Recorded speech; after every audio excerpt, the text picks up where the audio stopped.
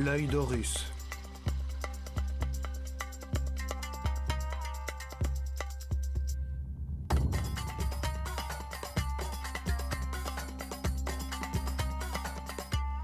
Première partie, l'école des mystères.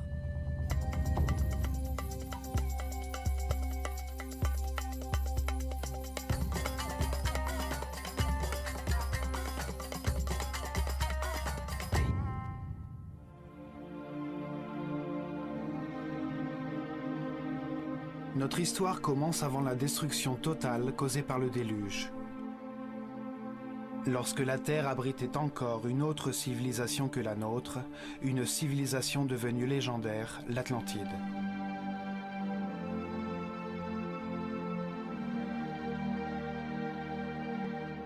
La sagesse de cette civilisation était le produit de l'évolution de la conscience humaine depuis des millénaires, de la connaissance du fonctionnement de l'univers qui donne lieu à ce que nous appelons la vie.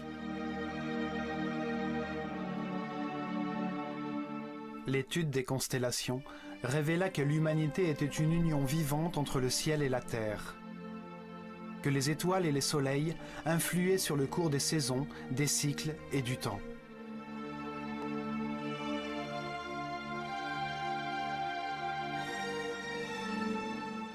Les prêtres de l'école du savoir de Nahakal en Atlantide, dans leur grande sagesse, découvrirent que la planète vivait les derniers moments d'un de ses cycles.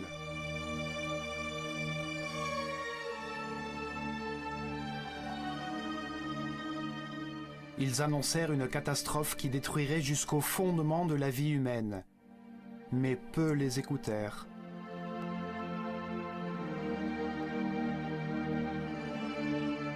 Privés du soutien de la majeure partie de la population, ils construisirent des arches fortifiées de toutes parts et protégées par des champs électromagnétiques dont les forces pouvaient pénétrer et détruire toute matière. Guidés par le grand prêtre Chiquitet Arelish Vomalites, ils embarquèrent avec leurs familles, quelques instruments, certains animaux domestiques, et quittèrent l'Atlantide en direction de l'Est.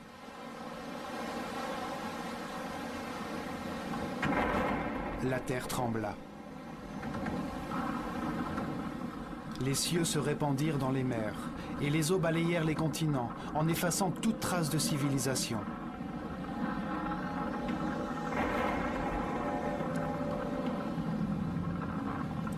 Comme l'attestent les deux immenses monuments en pierre, appelés mégalithes, qui furent retrouvés sur deux sites proches de l'Égypte. Leur taille, leur poids et leur assemblage témoignent d'une technologie aujourd'hui disparue, qui date certainement de l'Atlantide.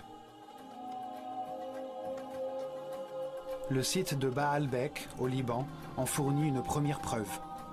C'est à cet endroit que se trouvent les plus grands et les plus lourds blocs de pierre du monde, les trilithons de Baalbek. Chacun de ces immenses blocs pèse 1200 tonnes, mesure plus de 25 mètres de longueur, plus de 8 mètres de largeur et 5 mètres et demi de hauteur. Aujourd'hui, le poids le plus lourd que l'on peut soulever avec une grue est la navette Discovery, qui pèse seulement 150 tonnes, soit 10% du poids des trilithons. Aucune des technologies actuelles ne nous permettrait de les soulever, ni de les disposer avec une telle précision. Ils ont été transportés sur plus de 3 kilomètres. Au point d'origine où ils furent taillés, nous pouvons toujours voir un bloc de dimensions comparables qui n'a pas été utilisé. En raison de sa taille imposante, cet étrange plateau est devenu un lieu de culte pour toutes les populations qui s'installèrent dans la région après le déluge. Les Assyriens, les Perses, les Grecs et finalement les Romains y construisirent leurs principaux temples. On trouve une seconde preuve à Jérusalem. Cette ville est un lieu saint pour 3 religions. Ici se trouve un autre mégalithe, un ensemble de blocs gigantesques pesant chacun d'eux plus de 800 tonnes. Ces constructions immenses et mystérieuses devinrent également un lieu de culte d'où naquit Jérusalem. Elles font partie des imposantes fondations qui supportaient le temple juif et qui supportent aujourd'hui la mosquée d'Al-Aqsa et le dôme du Rocher. Les blocs font partie des fondations du mur des lamentations. De nos jours, nous pouvons y accéder à travers un tunnel formé par ces énormes pierres. Les mégalithes de Baalbek et de Jérusalem appartenaient à des édifices détruits durant le déluge. Leur taille leur a permis de rester en place. Ce cataclysme anéantit la civilisation atlantidéenne. Il eut lieu aux alentours de l'an 10 900 avant Jésus-Christ, alors que le système solaire traversait la constellation du Lion.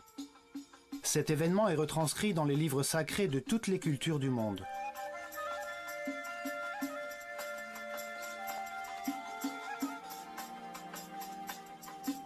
Une fois le calme revenu, les prêtres qui avaient survécu au cataclysme débarquèrent au centre de la surface de la Terre, qu'ils savaient être le croisement des forces telluriques de la planète.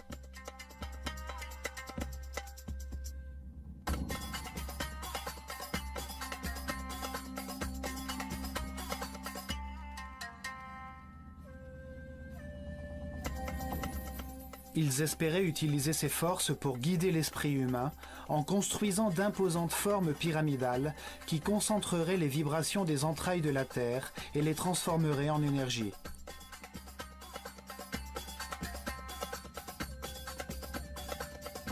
Ces êtres, qui avaient atteint un degré de développement spirituel très avancé, ne concevaient pas le progrès comme l'acquisition de biens matériels, mais comme l'accomplissement de la paix et de l'harmonie intérieure, comme une transformation de l'homme, un dépassement des limites de sa condition animale vers l'état de surhomme.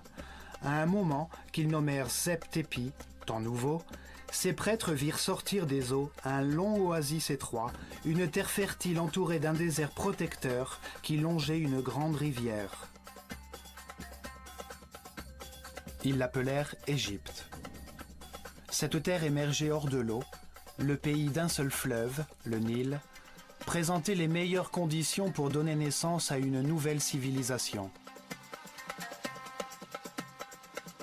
Les prêtres considérèrent ce cataclysme comme le début d'un nouveau cycle qui devait conduire l'humanité vers une destinée nouvelle, vers la construction d'une société vouée à l'élévation spirituelle.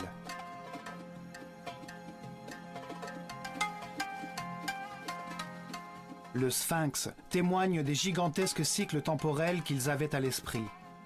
Son corps de lion à tête humaine met en valeur le cycle compris entre l'ère du lion et celle du Verseau, l'heure du règne de la nouvelle civilisation.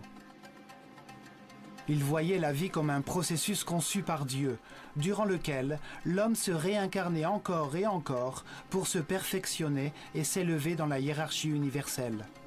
Si l'esprit d'un homme ne comprend pas le Créateur, la raison de l'univers ou de sa propre existence, il sera incarné dans un corps. Les expériences de cette vie charnelle lui permettront d'acquérir la sagesse et la connaissance. Dans cette incarnation, dans tout ce qui lui sera donné à connaître, s'opposeront deux extrêmes. Il pourra comparer les éléments de cet univers dual et polarisé afin de comprendre la vérité.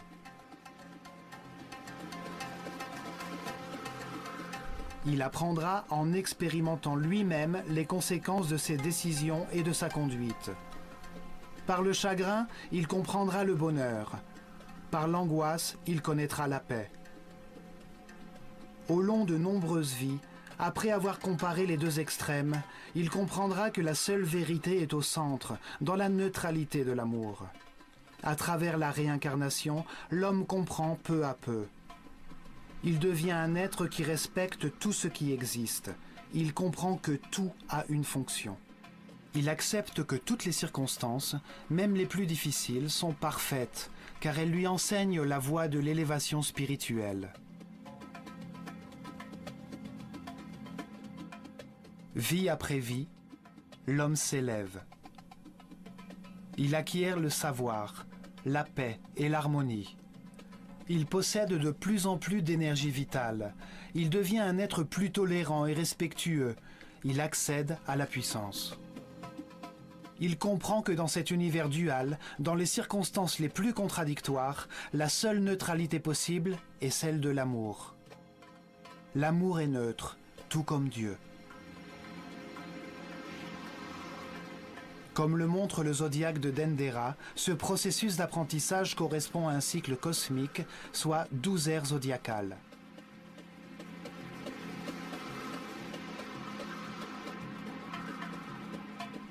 En effectuant un tour complet, le système solaire reçoit les radiations de chacune des 12 constellations.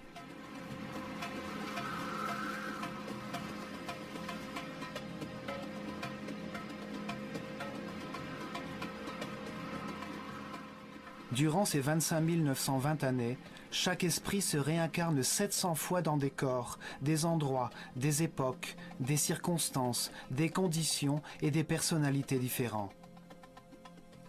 Dans chaque vie, il apprend quelque chose de différent. À chaque fois, il est influencé différemment par les forces irradiées des étoiles. Ainsi, chaque être vivant passe par un cycle cosmique durant lequel il reçoit l'énergie des 12 constellations, l'influence des cieux qui marquent les rythmes de sa vie et génèrent différents états d'esprit. Pour les Égyptiens, ce processus d'apprentissage de l'homme au cours de ses vies étant lié au mouvement de notre planète et du système solaire, tout était donc planifié par les étoiles. Ils inventèrent une méthode pour révéler ce qu'ils savaient sur Dieu, l'univers et le processus d'élévation de l'âme durant des milliers d'années. Une manière d'enseigner à l'homme la réalité et le sens de la vie. Les prêtres organisèrent la transmission à leur peuple de leur connaissance sur Dieu, sur les étapes qui marqueraient les changements d'ère zodiacale sous la voûte étoilée. Des moments furent consacrés à l'étude de la création par Dieu de l'univers, puis de la conscience humaine. Chaque phase de la révélation était mise en œuvre par un centre religieux construit le long de l'épine dorsale de l'Égypte, le Nil. Ces centres de transformation et de diffusion de l'énergie et de l'information au corps étaient appelés chakras.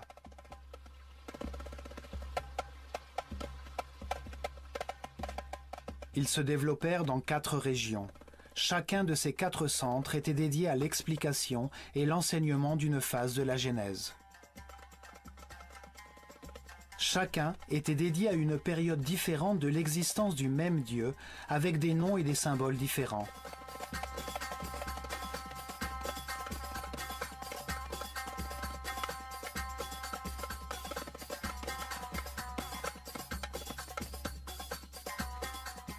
Le premier centre religieux, appelé Héliopolis par les Grecs, fut érigé à Anu, au début de l'ère des Gémeaux, en l'an 6620 avant Jésus-Christ, à l'époque de l'Égypte prédynastique.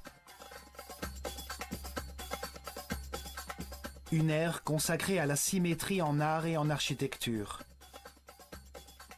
Ce centre était voué à la révélation des caractéristiques, des qualités et de la raison d'être d'un Dieu absolu, cause première de toute chose, que les Égyptiens appelaient Atum-Ra, l'unité homogène et statique qui avait préexisté à l'univers. Le deuxième centre religieux fut établi à Memphis, au commencement de l'ère du Taureau, en l'an 4460 avant Jésus-Christ. Il était dédié à la révélation d'un autre moment de l'existence de Dieu, lorsqu'il met l'univers, les planètes et le soleil en mouvement, lorsqu'il met sa volonté et son énergie divine en action et crée la matière. Cette dimension créatrice de Dieu était appelée Ptah. Durant cette ère, on peut remarquer l'influence de Mentu, l'animal qui représente l'ère du taureau dans toute l'Égypte, même dans les noms des pharaons. Le troisième centre religieux fut créé à Hermopolis. Il était dédié à Thoth. C'est le nom qu'ils donnèrent au Dieu unique lorsqu'il multiplia les créations sur la terre en diversifiant la nature, les plantes et les animaux. Le quatrième centre religieux fut érigé à Thébas, à l'arrivée de l'ère du Bélier, en l'an 2300 avant Jésus-Christ. Ce centre était voué à la révélation des caractéristiques, des qualités et de la raison d'être de Dieu lorsqu'il crée la conscience de l'homme à son image. Ils l'appelèrent Amon-Ra. Cette ère fut un moment décisif pour la civilisation égyptienne. Des centaines de temples dans lesquels la figure du bélier était prédominante furent construits et les pharaons eux-mêmes ajoutèrent Amon ou bélier à leur nom.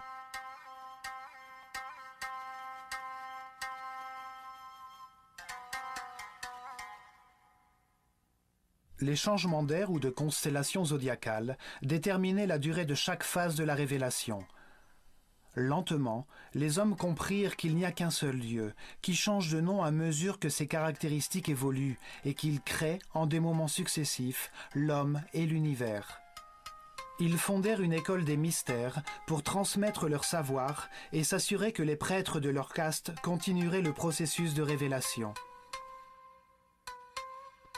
Le pays se développa tout autour des temples et des centres religieux. En leur sein, les initiés devinrent des êtres respectables, capables de diriger leur peuple et de maîtriser les forces primitives de la nature.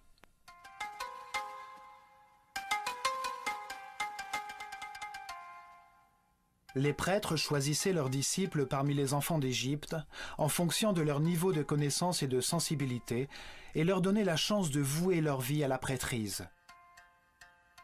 Il leur parlait du processus d'élévation à travers la réincarnation de Dieu et de l'univers. Il leur enseignait les sciences, l'art, la religion et la philosophie.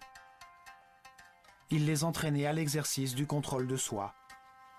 Ils apprenaient à conserver leur énergie vitale, à comprendre l'importance du respect et du libre arbitre, accélérant leur processus d'évolution. Ils devenaient les héritiers de la caste des prêtres, ceux qui possédaient le savoir et le pouvoir qu'ils procurent et qui avaient pour mission de guider le peuple sur le chemin du progrès. Des statues de ces prêtres ont été retrouvées. Certains sortent d'un cube, d'autres sont représentés comme des écrivains, des êtres de savoir. Parfois, le mot Hotep, qui signifiait sage, était ajouté à leur nom, comme pour Ain-Hotep ou Amen-Hotep, fils d'Apu, en reconnaissance de leur sagesse.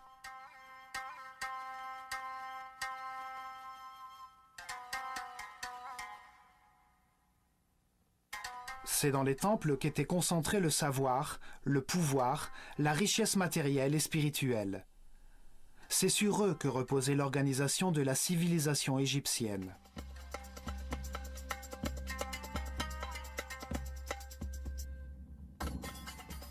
L'œil d'Horus était le symbole de cette caste organisée de prêtres qui a présidé aux destinées de l'Égypte durant des milliers d'années dans l'ombre des pharaons.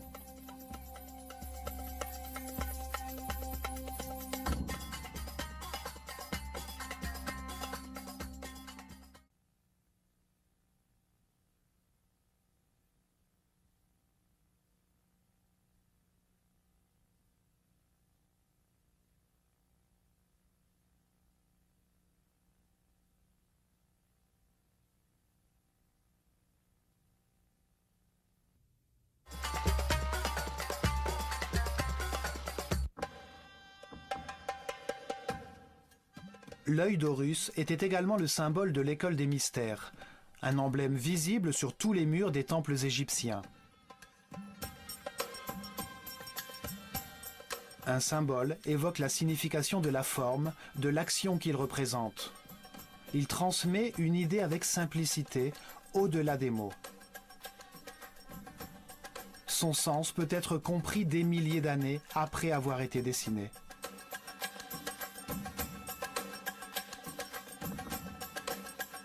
Les yeux permettent de sentir le soleil, l'origine de la vie. Ils réagissent à la perception de sa lumière et à la vision des couleurs. Ils communiquent au cerveau l'intensité et la force du feu. Les yeux sont les terminaisons nerveuses qui perçoivent la volonté divine, l'intensité de la lumière, la force de Dieu que les Égyptiens nommaient Phi. La force par laquelle l'esprit se concentre dans la matière fait place à l'univers, à l'expérimentation de la conscience.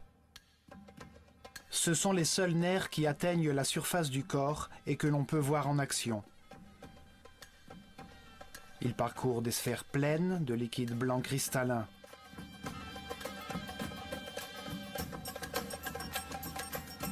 Les yeux sont un symbole de dualité. L'œil gauche, solaire, est sensible à ce qui est négatif. L'œil droit, lunaire, est sensible à ce qui est positif et constructif. Ils croisent leurs informations afin de retranscrire la bonne image mentale de l'espace. Ils symbolisent l'expérimentation de la conscience dans un univers de contraste, expérimentation qui lui permet de trouver la vérité par comparaison entre des éléments opposés. Ils réagissent à la lumière active du soleil et produisent la vraie lumière de l'esprit, la lumière de l'énergie vitale, une lumière invisible qui rend possible l'intelligence et la compréhension du monde. Les oiseaux évoquent l'action de voler, la libération des contraintes matérielles. Le faucon est l'oiseau qui voit le mieux. Le faucon Horus représente l'esprit qui a achevé son apprentissage dans les limites de la vie mortelle. Il comprend alors les vérités de l'univers, car il les a expérimentées dans de nombreuses vies, et il s'élève au-delà des limites matérielles, hors du temps et de l'espace. L'œil d'Horus est la conscience immortelle qui sait tout, qui voit tout. Il peut voler bien au-dessus de tout ce qui existe ou porter son attention sur le moindre détail. Bien évidemment, les prêtres, dans leur sagesse, se voyaient comme des observateurs et des guides dans le processus d'élévation vers la lumière.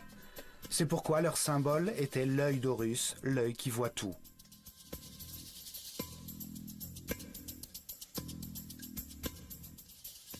Depuis les temples, les prêtres de l'œil d'Horus conduisaient le peuple vers l'élévation spirituelle, dans la paix et l'harmonie, révélant la vérité sur Dieu, sur l'univers et sur le processus d'évolution de la conscience humaine.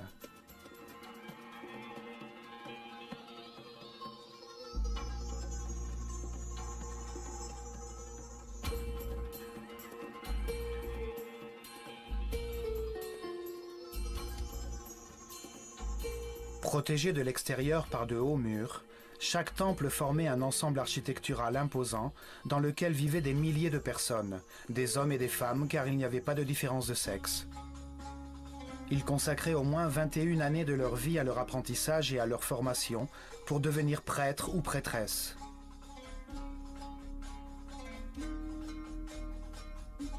Leur parcours d'apprentissage se déroulait dans différents temples où ils restaient durant de longues années, recevaient les enseignements correspondant à leur niveau, puis ils passaient leurs examens pour accéder au niveau supérieur dans un autre temple de la vallée du Nil.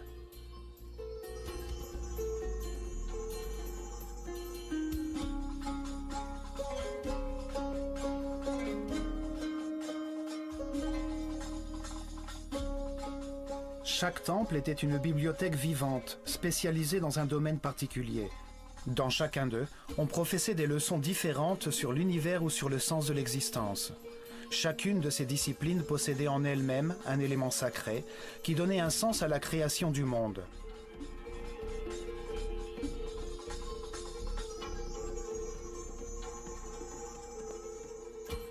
Les 7 premières années d'enseignement correspondaient au niveau élémentaire, durant lequel les élèves étudiaient les lois générales de l'univers et apprenaient à utiliser les centres d'énergie inférieurs du corps.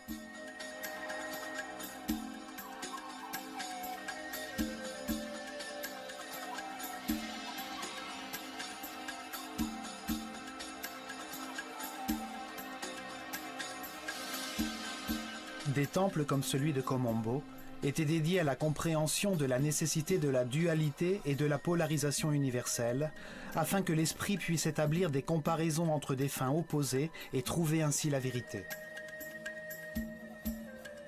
On y apprenait notamment que la peur de l'échec peut être maîtrisée et que chaque vie est suffisante pour connaître ce qu'il y a lieu de connaître dans cette vie-là. Il possédait les outils pour éveiller la peur de la mort, apprendre à la contrôler et comprendre que la mort n'est qu'un pas vers une autre expérience d'apprentissage. Dans des tunnels remplis d'eau et de crocodiles, à de hautes altitudes, dans des enclos grouillants de serpents, les disciples devaient prouver leur détermination. On leur enseignait à dépasser leur peur de l'abandon, leurs instincts agressifs et défensifs. On leur montrait l'existence de réflexes mentaux inconscients pour leur apprendre à contrôler ces réactions automatiques.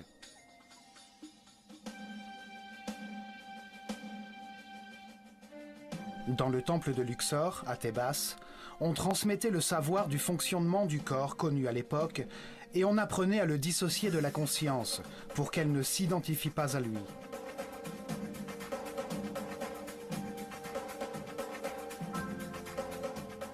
Le temple tout entier ressemblait à un organisme humain. Chaque salle représentait un organe. Sur les murs étaient inscrites des informations concernant ses fonctions principales, les bienfaits qu'il apportait à l'organisme et ses relations avec les autres organes.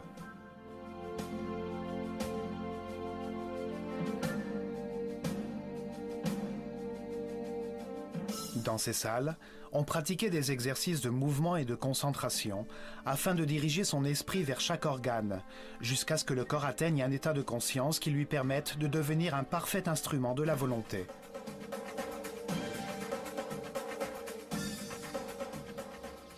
La plupart des temples des prêtresses de Nephthys et d'Isis étaient réservés à l'enseignement des perceptions sensorielles, des émotions et des désirs charnels du corps, afin de les différencier des émotions, intuitions et inspirations supérieures.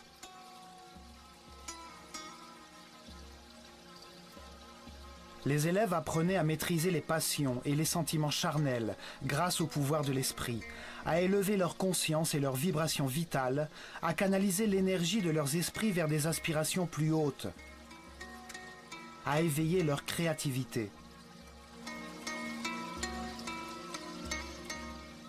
Beaucoup de temples, comme celui d'Hathor à Dendera, étaient dédiés aux sciences, à l'astronomie, à l'astrologie et aux mathématiques.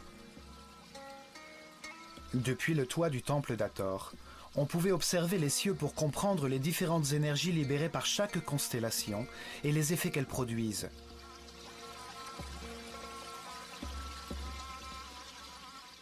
Les Égyptiens suivaient scrupuleusement les mouvements des étoiles, vérifiaient la durée de l'année solaire, la date exacte de la crue du Nil, le moment du passage de la Terre de l'ère du Taureau à l'ère du Bélier, les cycles qui impactaient le processus d'évolution.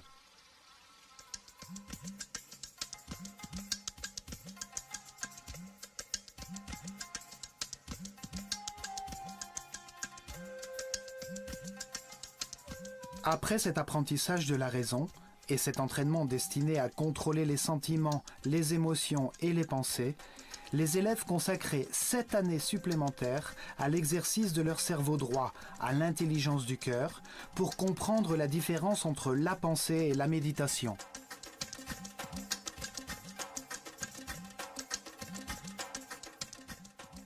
Le temple de Karnak, le plus grand d'Égypte, était dédié à la conscience, à l'analyse des forces qui la façonnent, à la compréhension du processus d'évolution et aux moyens de l'accélérer en se concentrant sur les concepts, les mots, les sentiments, les points exacts ou les mouvements.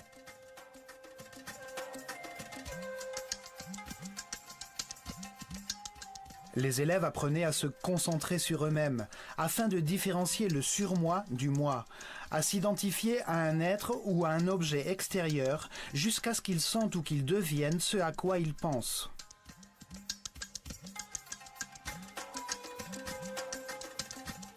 Ils se livraient à des exercices de télépathie. D'abord dans des conditions de proximité physique, puis à distance, à une certaine heure de la journée, jusqu'à ce qu'ils apprennent comment communiquer mentalement à n'importe quel moment. On leur enseignait une certaine conception du temps, et ils apprenaient à vivre comme si celui-ci était un éternel présent.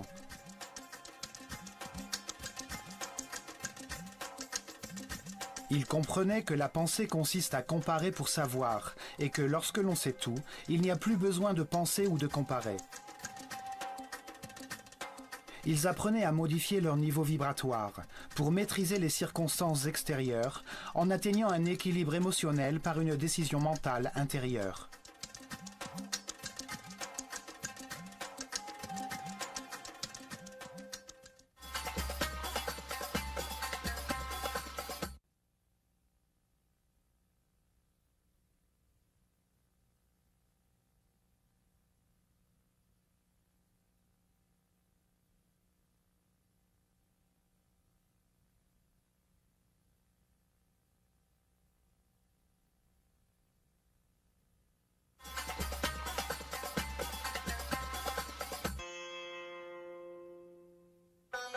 Chaque temple possédait 3 niveaux d'information.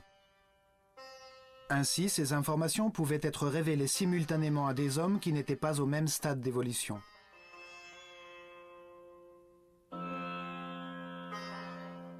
Le premier niveau était la transmission des informations élémentaires au peuple. Chaque temple avait une histoire simple, pleine de symboles et de personnages fantastiques. Un théâtre sacré, facile à comprendre. Les idées étaient exprimées dans des mythes sous la forme d'histoires.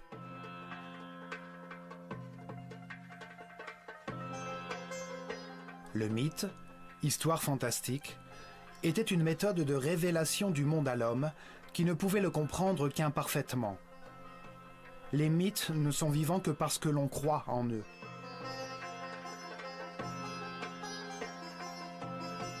Ils font intervenir des personnages qui possèdent des caractéristiques symboliques, avec des formes qui permettent d'identifier leurs fonctions et leur activité principale, qui prennent part à des histoires simples, à des paraboles, qui révèlent la réalité de la nature humaine sans avoir recours à l'aridité ou l'abstraction de la philosophie ou de la métaphysique.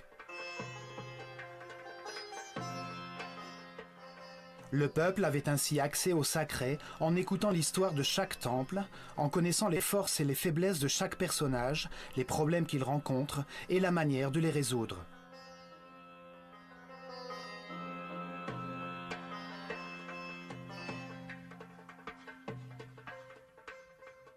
Un second niveau d'information était réservé aux disciples, des êtres spirituellement plus avancés, à qui les mêmes thèmes sacrés étaient expliqués, mais d'une manière plus complète et concrète.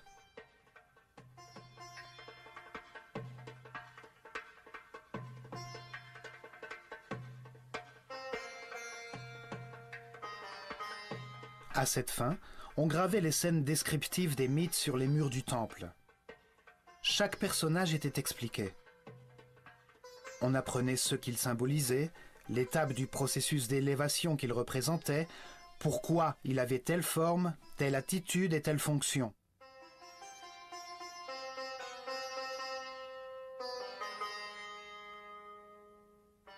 La sagesse des prêtres de l'œil d'Horus apparaît clairement dans l'histoire racontée dans chaque temple, dans les formes qu'ils utilisaient comme symboles.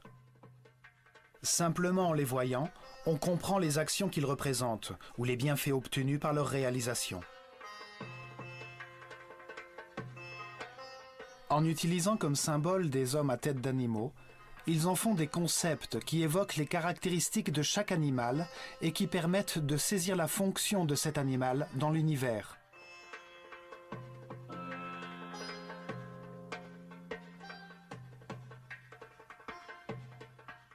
Un homme à tête de chacal possède les caractéristiques de cet animal, comme par exemple son sens inné de l'orientation dans le désert. En suivant ses pas, on arrive toujours à une terre fertile. C'est un excellent guide. Chaque symbole permet une compréhension facile. La simple forme d'un oiseau évoque le vol, la liberté. Un disque solaire au-dessus de la tête d'un homme indique sa clairvoyance, sa sagesse, son savoir, son degré de conscience.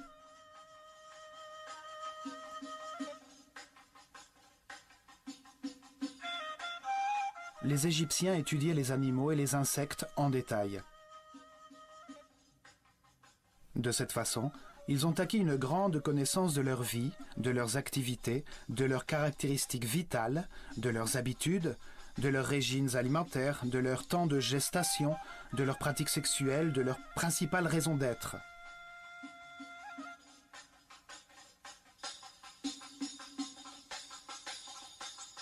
Ils choisissaient les animaux les plus doués pour représenter une action vitale et son impact sur l'univers.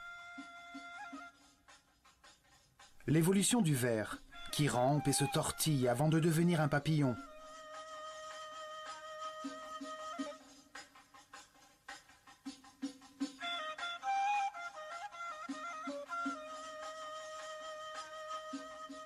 De tous les oiseaux, le faucon possède la meilleure vue.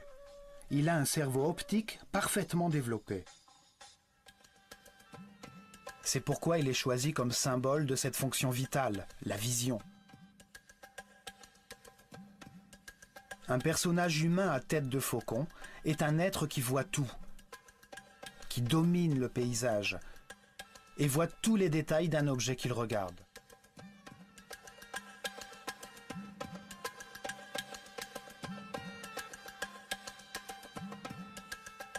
Ces personnages, appelés dieux ou néthers par les égyptologues qui pensent que les Égyptiens étaient polythéistes et vénéraient les animaux, représentaient seulement une fonction vitale, un être au monde qui se transforme et s'améliore.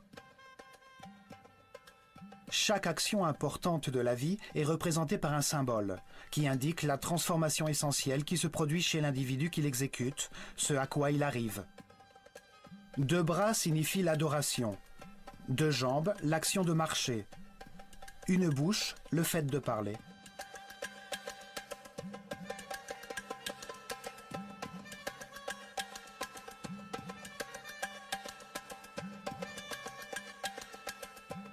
Et, enfin, au 3e niveau d'information, chaque temple conservait une sorte de code secret contenu dans son symbole.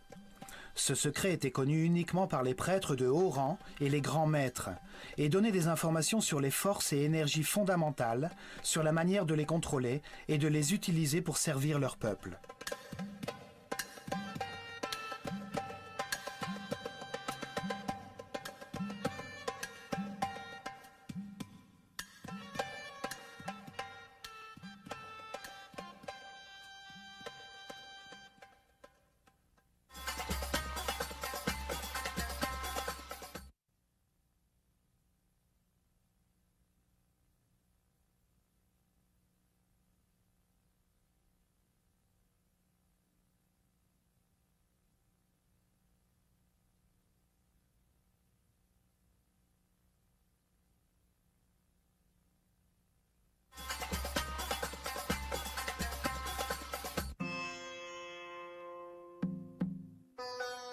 Dans des temples comme celui d'Horus, à Edfou, le grand prêtre a mené ses disciples les plus brillants à projeter leur conscience dans le temps, à pénétrer dans leur subconscient pour revivre et comprendre leur vie antérieure dans leur processus de réincarnation.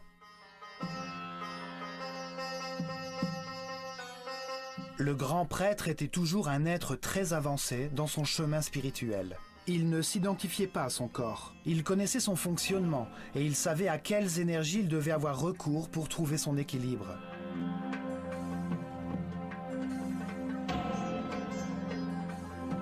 Il contrôlait depuis son centre nerveux, situé dans sa couronne, le niveau le plus élevé d'énergie vitale. Il demeurait dans un présent éternel, rayonnant d'amour. Il utilisait son pouvoir divin pour guider et servir les autres.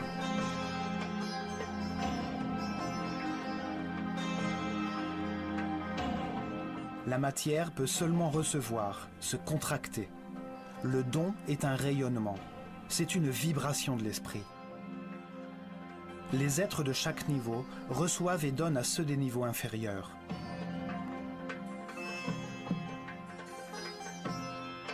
Dans les salles des temples, ils comprirent que la réalité est composée de 7 niveaux d'énergie vibratoire, 7 courants énergétiques qui correspondent à des niveaux différents de pouvoir et de force.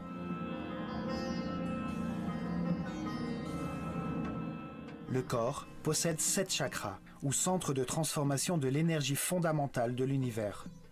Chaque être humain n'utilise qu'un seul de ces 7 centres au cours de sa vie présente, en fonction du niveau d'élévation de sa conscience. Meilleure est sa connaissance de l'univers, plus grand est son respect, plus haut est le chakra ou centre nerveux qu'il utilise pour transformer cette énergie.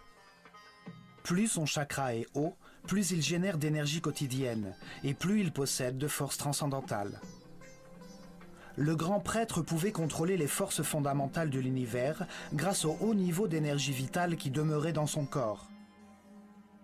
Son système nerveux avait une résistance en adéquation avec ce niveau d'énergie.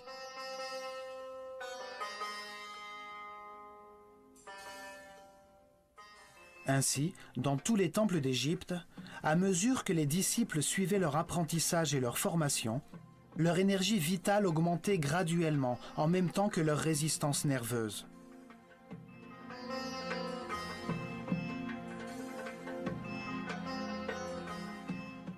Ils apprenaient à être en paix et en harmonie, à respecter tout ce qui existe, à accepter la perfection de l'univers, à diriger leurs énergies vitales vers le chemin de l'élévation qui conduit à l'omnipotence, au contrôle des forces et des énergies suprêmes.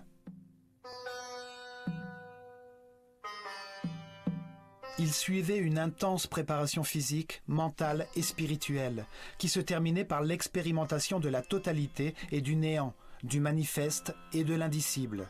Ils recevaient des pyramides une énergie puissante qui leur permettait d'atteindre le 7e niveau de conscience.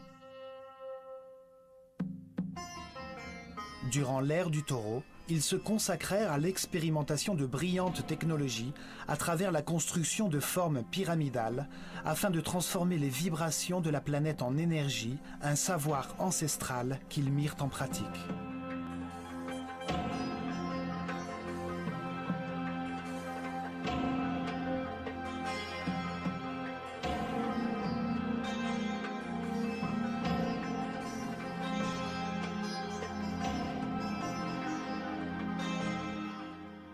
Ils érigèrent d'imposantes pyramides qui pesaient des millions de tonnes sur les points névralgiques du réseau électromagnétique de la planète.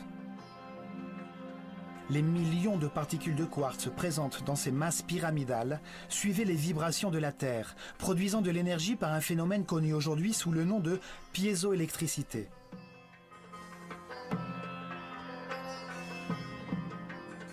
Ils construisirent plusieurs pyramides avant d'atteindre un modèle de perfection avec la pyramide de Khéops. Dans ces halls, dans ces galeries, dans ces chambres, ils transformaient cette énergie en son, afin que les disciples les plus avancés physiquement, mentalement et spirituellement vibrent jusqu'au plus haut niveau.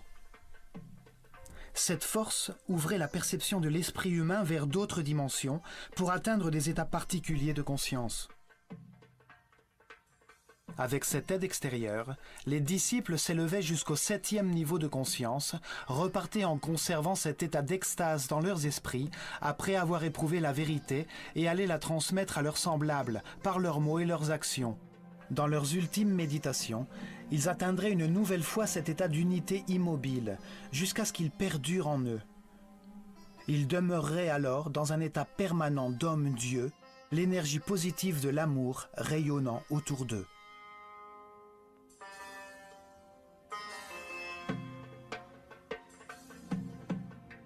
La connaissance de toutes les formes pures de l'univers, des masses primitives qui organisent l'énergie et la matière, était essentielle pour le développement de la civilisation égyptienne. Aujourd'hui, nous appelons ces formes pures les solides platoniciens. 5 polygones de taille et d'angles égaux, formés de triangles équilatéraux, la forme de vie qui ne produit aucune tension. À l'aide de ces formes, ils produisaient des effets de résonance et de concentration énergétique afin d'élever la perception de la conscience, pour générer des effets de superconductivité permettant d'annuler la force de la gravité. De nos jours, nous avons découvert qu'il y a sur notre planète des points névralgiques appelés nœuds diamagnétiques, d'où l'on peut contrôler la force de gravité de la planète et générer un phénomène de superconductivité. La superconductivité permet d'augmenter ou de réduire la force de la gravité. En augmentant le poids des blocs de pierre, ils pouvaient poser les fondations sans avoir besoin de creuser dans le sol. En le réduisant, ils les rendaient plus faciles à déplacer et ils pouvaient ainsi les faire venir de carrières éloignées.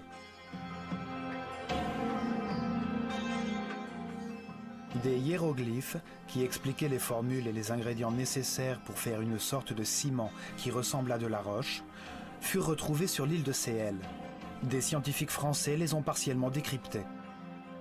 Leurs expériences confirment qu'il s'agit de géopolymères, qui produisent une sorte de pierre une fois qu'ils sont solidifiés. Ceci permet de comprendre la simplicité avec laquelle les Égyptiens pouvaient assembler les pierres de leur temple en utilisant un bloc pour en former d'autres.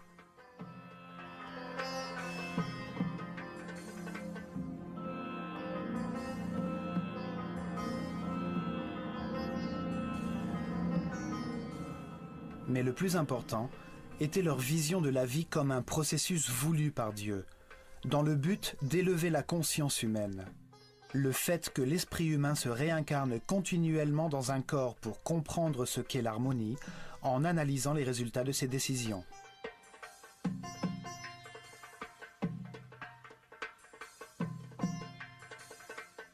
Au cours de ses nombreuses vies, pleines d'expériences contraires, d'angoisse et de paix, de dépression et de joie, de richesse et de pauvreté, de santé et de maladie, il comprend les raisons de son existence et s'affranchit des contingences matérielles pour devenir un surhomme immortel.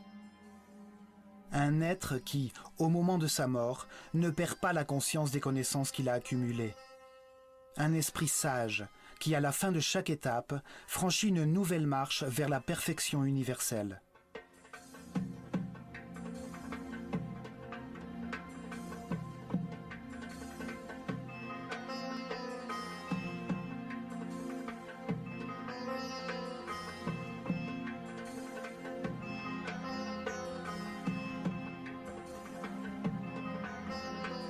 L'homme se réincarne plusieurs fois. Au début du processus, il est dominé par sa condition animale. L'intolérance et l'agressivité le condamnent à une vie de désolation.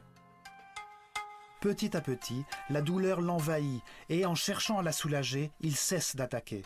Il trouve la paix et avec elle, des niveaux élevés d'énergie vitale.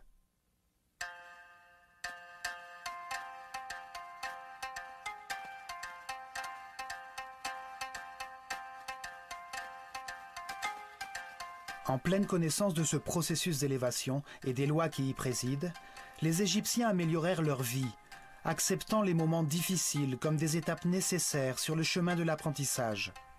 Ils demeurèrent ainsi dans la paix et l'harmonie.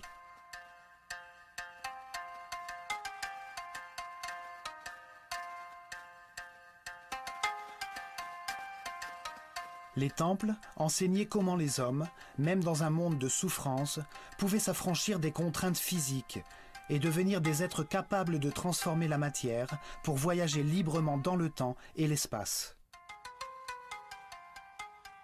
Au milieu des contradictions de chaque vie, tout homme apprend quelque chose et renaît un peu plus sage. Par la polarité entre la lumière et les ténèbres, entre la peur et l'amour, nous apprenons à trouver la paix et l'harmonie, pour garder notre énergie vitale.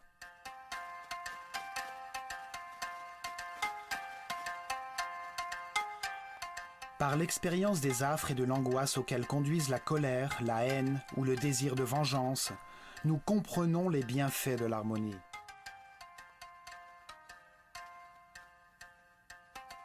En prenant conscience que chaque décision produit à la fois de la douleur et du soulagement, nous pouvons faire d'une vie infernale un paradis. Les Égyptiens avaient compris que toutes les actions de la vie quotidienne, la pêche, les semailles, la récolte, nous rapprochent chaque jour un peu plus de la perfection divine. Ils formèrent une communauté si pacifique et heureuse que lorsque l'historien grec Hérodote visita l'Égypte au 5e siècle avant Jésus-Christ, il dit « De toutes les nations de la terre, les Égyptiens sont les plus heureux, les plus saints et les plus religieux. »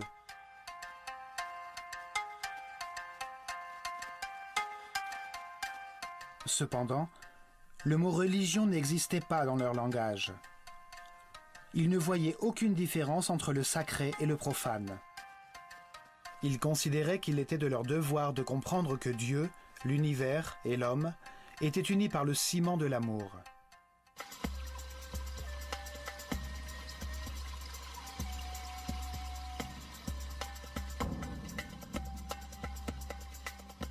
Dans cette série d'épisodes consacrés à l'œil d'Horus, nous décrypterons le message laissé par les Égyptiens dans leur temple, que tous les hommes avancent sur la voie de l'élévation au cours de leurs nombreuses vies. Certains sont plus avancés que d'autres, mais tous accéderont à l'immortalité et à la permanence de la conscience par le seul chemin possible, celui par lequel ils apprendront à s'adapter, à accepter la réalité des choses et à respecter tous les êtres qui les entourent. Ce chemin peut être pavé de souffrance ou de paix et d'harmonie. Cela dépend de notre capacité à nous contenter de ce que nous avons, à nous sentir reconnaissants d'être en vie, d'avoir l'opportunité de comprendre que c'est l'amour qui nous a créés.